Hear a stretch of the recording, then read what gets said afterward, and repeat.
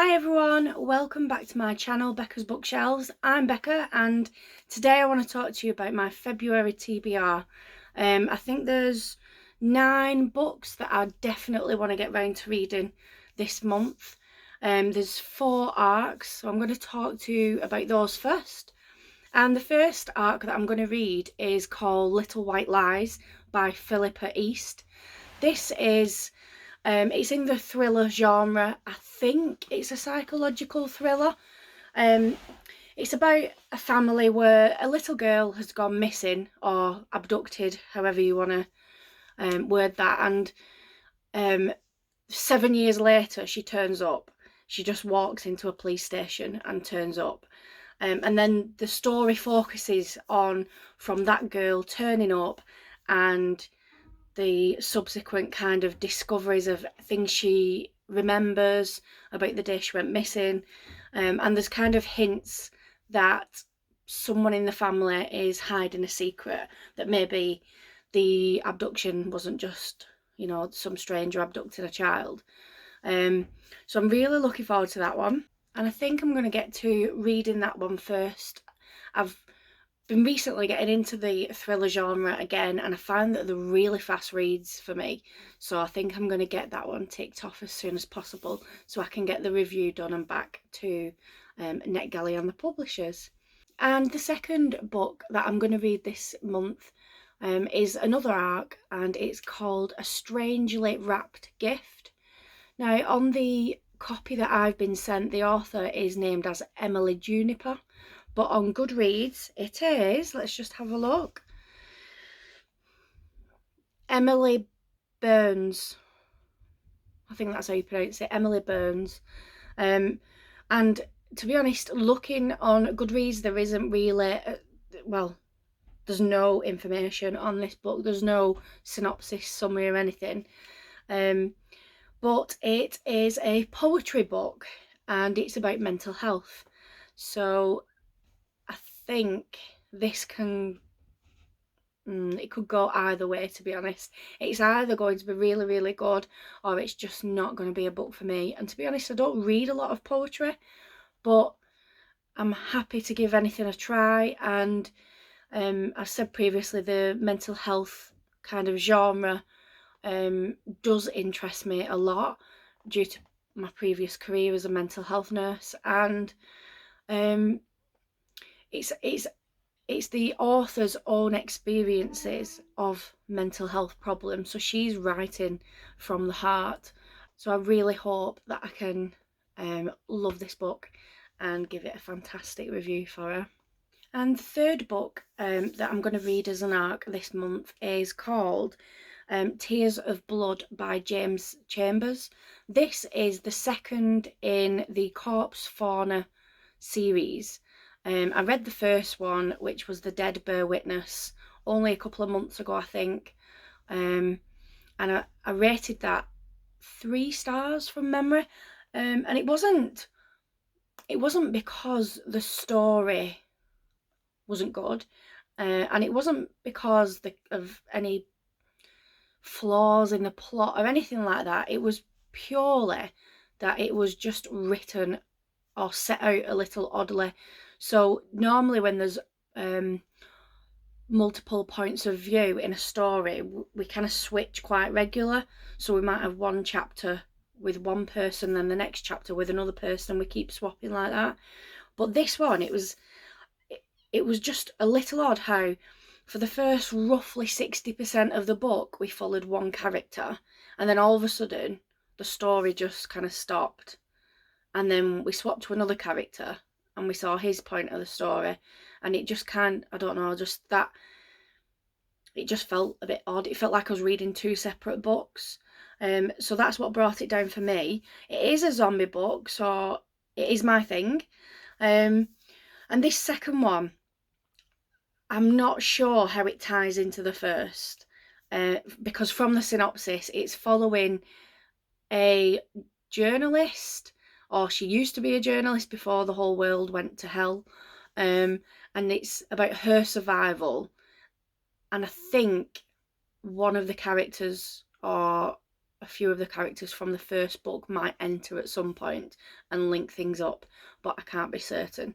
So I can't say that I'm eagerly anticipating reading it, but on the other hand, I am, just to see how the story continues and maybe how it links up.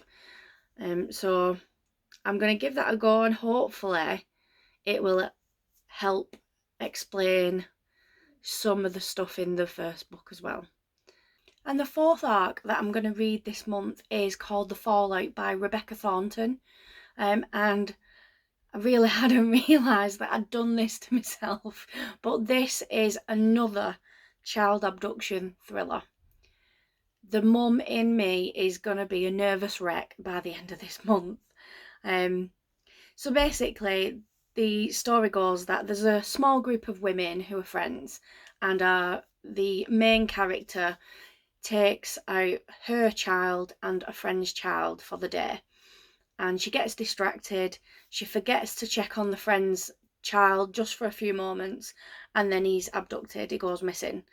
And then it kind of talks about secrets and lies and the whole story coming out eventually and consequences. And the main character has a choice, and she's got to make this choice very quickly at the time that, you know, the police are getting involved, and she needs to get her story straight. So does she tell a lie and remain friends with the woman, or does she be honest and risk losing that friend? So I'm looking forward to that one as well. I think that's going to be quite a fast-paced read.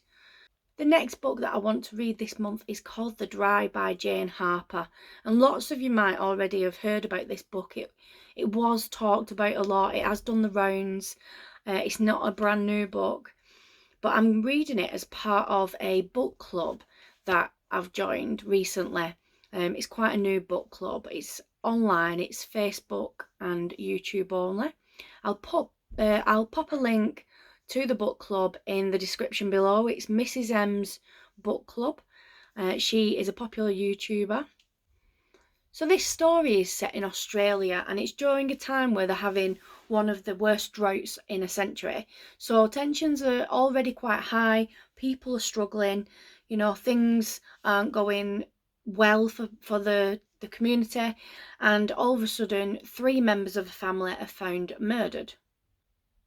In comes the character Falk. He is some kind of police investigator or FBI or something, and he returns to his hometown to go to the funeral. But as he gets there, there's all sorts of rumours going around, and clearly things being kept hidden. So he then feels like he's forced to investigate a bit more closely to see if he can figure out what's going on. But there's also the issues of him having to deal with people of the community that turned their backs on him 20 years ago, and also there's mention of a secret between him and somebody else. So I've no idea how this is going to go. I've not heard anybody talk about the plot or anything. I have heard that it's quite a good book, and I've looked at this book so many times. I see it in the charity shops all the time, and I've considered it loads. I like pick it up, put it back down, and then I've just thought, do you know what, just give it a go. This is my kind of nudge to get into this book and see what it's all about now that it's part of the book club for this month. So I've got no excuses really. And for 2020, I decided that I was going to have a goal of reading 4 physical books off my bookshelves, because I currently own 379 books that I haven't read. And that's a little ridiculous when I still keep buying new ones. So I've decided 4 books per month, 2020, for the minimum, because I need to start working through these books. I mean, I bought them for a reason, right? So I need to just start reading them. So the first book for this month that I've took off my shelves is called Flu by Wayne Simmons. This is virus outbreak zombie fiction. And I don't think there's anything particular special about it. It doesn't seem to have any kind of unique selling point. I think it's just going to be your average, Walking Dead, fight between the living and the dead for survival, that kind of thing. But this is like my go-to genre when I just want to, I don't know, not think as much, and relax into a good read that I really enjoy. So yeah, I'm looking forward to this one. Wayne Simmons has been on my want to read list for quite some time, so I'm glad that I'm finally getting around to it. And the next book, oh dear, Bekah, what are you doing to yourself? So the next book that I've chosen off my bookshelves this month, it's actually quite a new purchase. I'm sure I only got it a few weeks ago. I ordered it online, and it's called More Than It Hurts You by Darin Strauss. Darin? Don't know. Darin Strauss. This is, I'm not sure if it's a thriller. I don't think you'd call it that. It is a family where there's a child that is quite poorly and chronically poorly, but not with anything that's expected or diagnosed.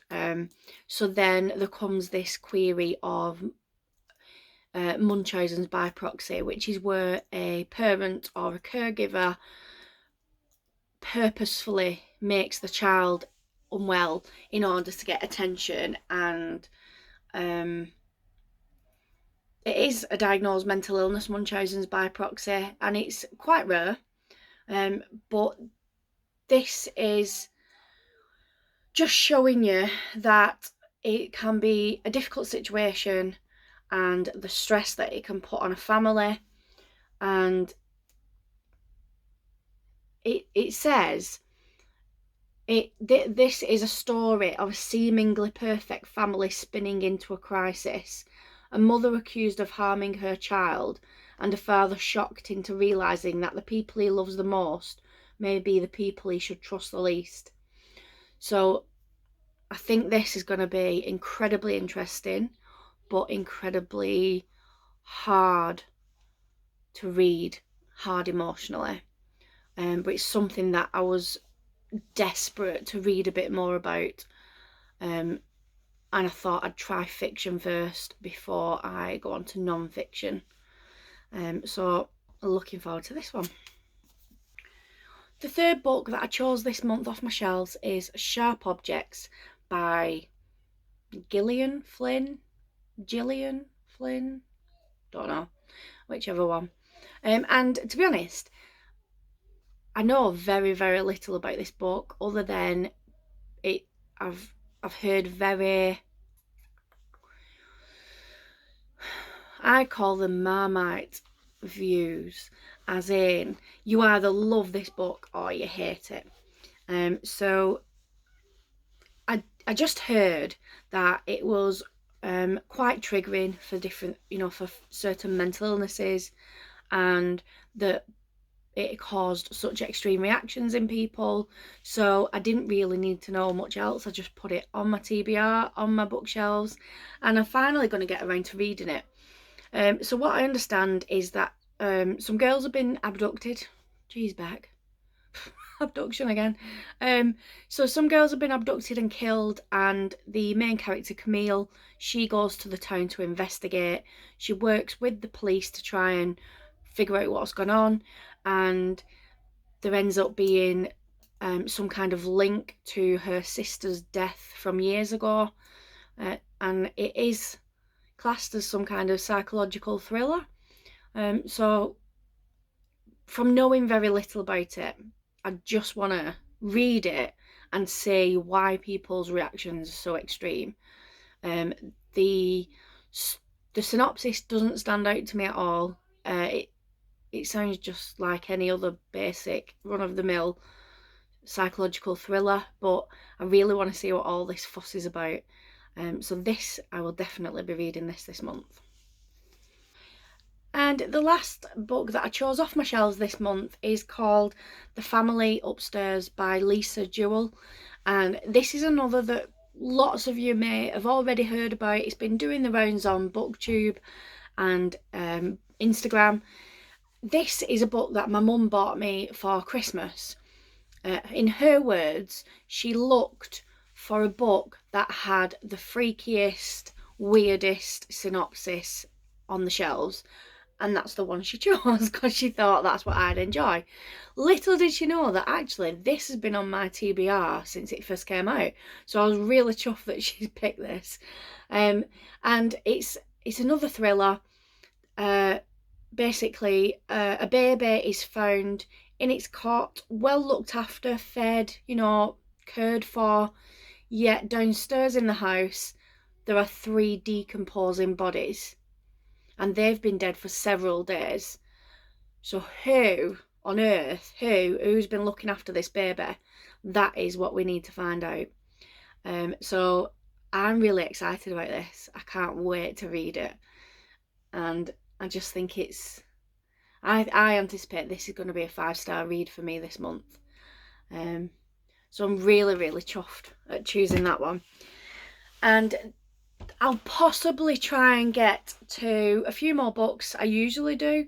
I do listen to audiobooks, but the way I do it is that I never listen to audiobooks that I'm desperate to read, because I feel like I get a better experience reading them, whether it's ebook or physical. I just find that I get a little more into the story, and I concentrate a little bit more. So there will be a few audiobooks added to the list this month. Not sure what they will be yet. So that is my TBR for February, and I'm really excited about it. I think I've got some fantastic books to get stuck into this month, although I think that every month because obviously I've chosen them. So I will be doing a January wrap up in a few days, and let you know I read some amazing books in January. Like seriously, one of them was just, I think it's going to be one of the top books of the year already, and we're only in January. Well, today's February the 1st. So keep an eye out for that January wrap-up video in a few days, and I will see you all soon. Bye.